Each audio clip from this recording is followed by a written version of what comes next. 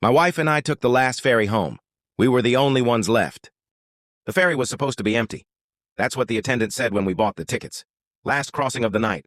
No stops. Straight across. He smiled like that was good news. My wife squeezed my hand. We'd missed the earlier boat after dinner ran long. This one would save us a hotel night.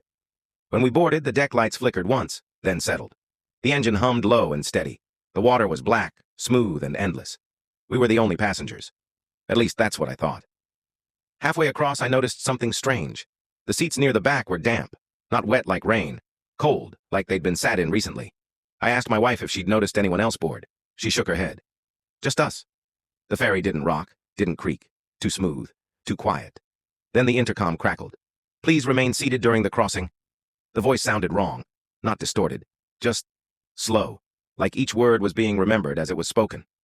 I stood up anyway. That's when I saw the footprints. They appeared one by one on the metal deck, leading from the bow toward us. No sound, no movement, just wet impressions forming in real time. My wife whispered my name. The footprints stopped 3 rows away. We waited. Nothing else happened. The rest of the ride passed in silence. When we docked, the gate lowered automatically. No crew appeared, no announcements. We hurried off without looking back. At home, we tried to laugh it off. Nerves, lack of sleep, cold air playing tricks on our eyes.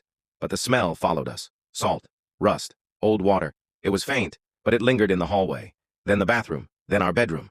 We checked our shoes. Dry. That night I woke to the sound of dripping. Not in the bathroom, in the living room.